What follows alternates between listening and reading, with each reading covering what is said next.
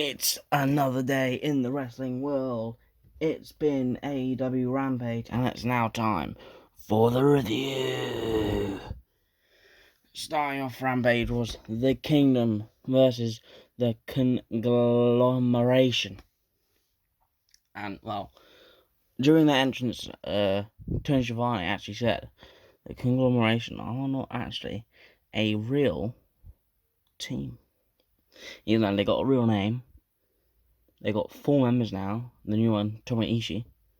So, even though they got a name, not a real faction. But the match was ended up being good. The Conglomeration was Orange Cassidy, Kyle O'Reilly, and Tomoe Ishii versus, the Kingdom, Root Strong, and the actual Kingdom in itself. Match ended up alright. At one point in the match, they're all just chopping each other. Matt Taven in the middle of the rope. Orange Cassidy, pathetic chop about 5 times, and everyone just did that really hard chop. And then right after that, Tomoe Ishii went on a rampage. Every time someone did a move on him, wouldn't affect him, just get straight back up. Every elbow slap would just eat like if it was a fucking sandwich. And then he just went on a rampage and just brain busted everyone. Like off the top rope as well. It was absolutely hilarious. The match ended up being quite good, in my opinion. 3.5 stars. And then right off that match, Don Callis came out to speak to Orange Cassidy. Before he could speak, obviously, Orange Cassidy tried to get away from him. And then as soon as he was about to leave the ring, he was attacked by Carl Fletcher for revenge of what they did to Trent Beretta on Collision last week, for when he got like a screwdriver or something and just slammed it on the back of his head. So they got revenge from that, and then they all started beating the hell out of each other. And eventually then Mark Briscoe came out, tried to help, but the Kingdom ended up getting back on their feet, beat up the whole Conglomeration. Don Callis family ended up leaving, and then Roderick Strong, the Kingdom, ended up raising Ring of Honor tag titles and the Ring of Honor world title, which could be a teaser of Roderick Strong maybe winning the Ring of Honor world title next Friday in the Ring of Honor pay-per-view in his match against Mark Briscoe. So, maybe that could happen. As I said, 3.5 stars. Match ended up being good. Next on to the next one. The next match was another tag match. The Learning Tree versus the Outrunners. And well, it was just a rampage from Big Bill.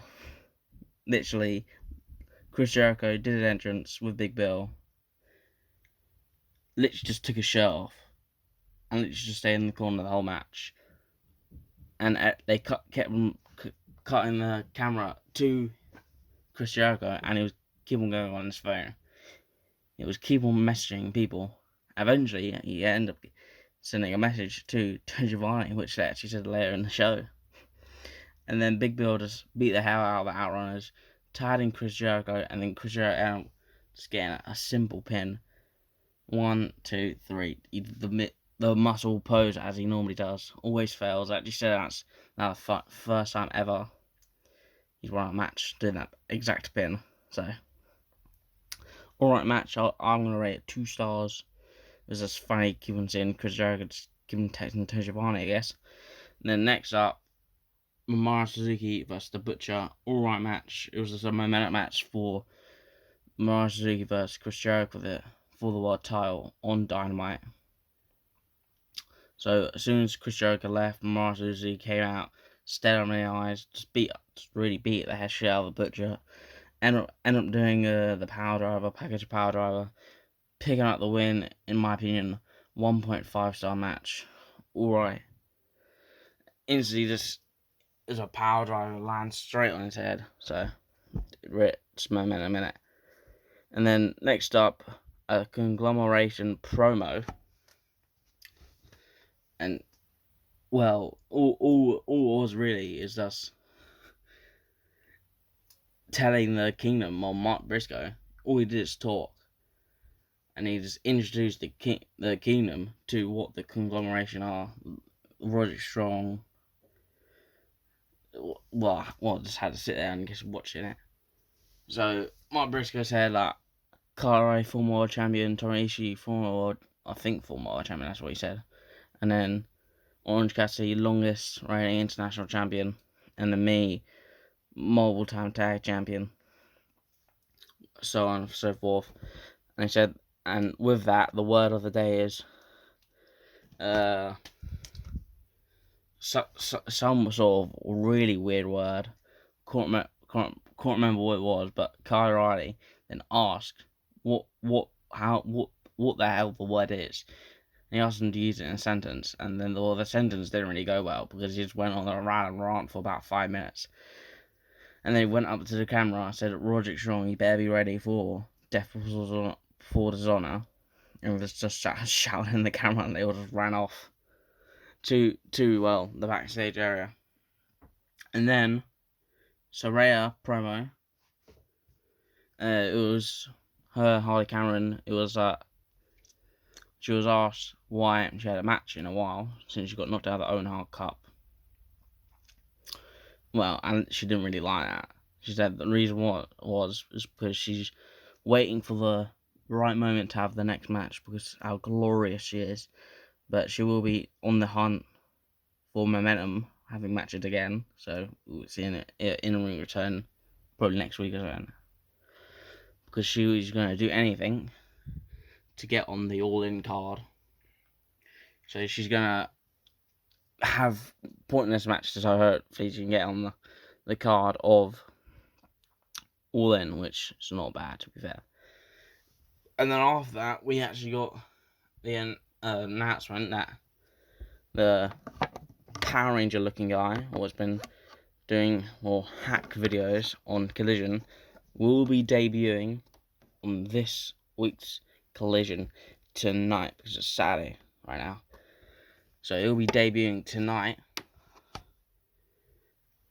which I don't know where he'll debut, because Collision is got a couple women's matches, a couple guy matches.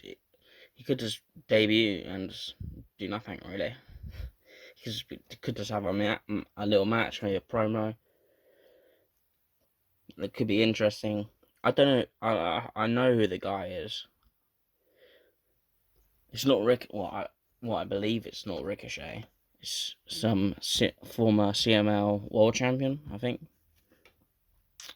So we're getting that on Collision. I still don't know, what's he doing? Match, promo, maybe nothing.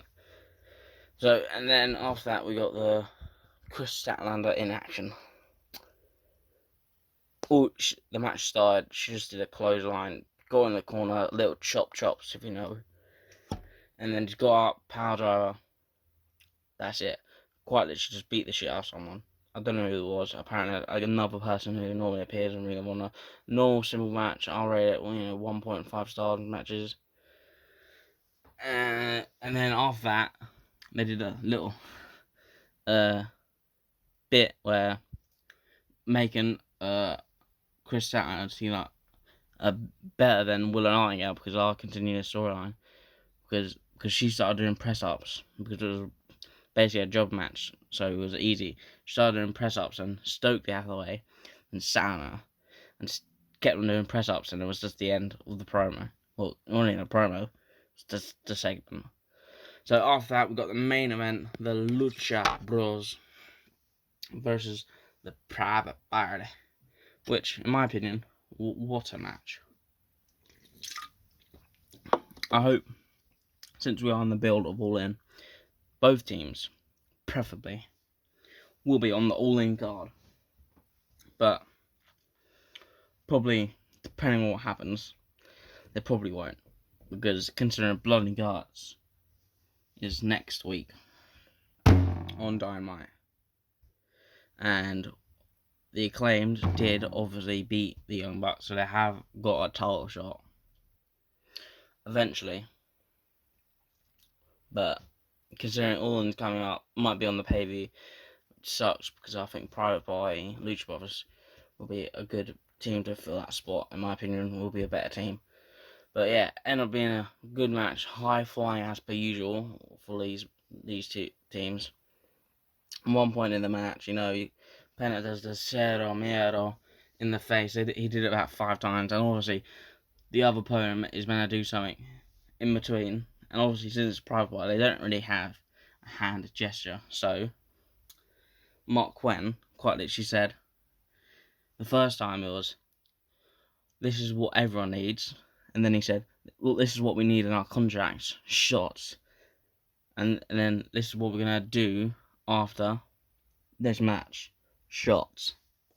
Right after he said that, Penta gave the hardest chop, knocked him straight out, and then Ray Phoenix got in the ring, frog splash, lift him up, the package power driver, drop kick to the arse DDT thing. 1, 2, 3. Good match. I rate it 3.5 stars. Yeah, again, in my opinion, both of these teams should be on a pay-per-view. Will they? Probably not. Which sucks because they're both good. In my opinion, Private Party is the most logical team to beat them because I don't really want the Acclaim to be champions. Their actual tag title reign was good, but the trios title reign was not good, in my opinion. So I don't know how. When you think, if I'm trying to remember right now how they even get into this situation.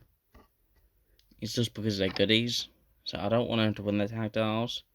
And when they do get that tag title match, that'll be the Young Bucks' first title defense. So if they had it for this long and lose it on the first title defense, that's just gonna suck. So I hope, obviously, for the good match would be an FTR, which makes sense. And then hopefully they'll lose it to Private Party, but most likely looking to be the Acclaimed and the Young Bucks at All In. And that's it. That was it for the show. Alright. Average show, top to bottom, I'll rate it alright. We've got the full card should be full card for Collision outs. We hit FTR, and then the Trios title match. The Beast Mortos versus Darby Allin, Sky Blue versus Hikaru Shida. And yeah, that's it. That's all for Collision. It's going to be a good show, which is tonight. And that's it. Everyone make sure like, subscribe. See you probably tomorrow for Collision's review. Bye.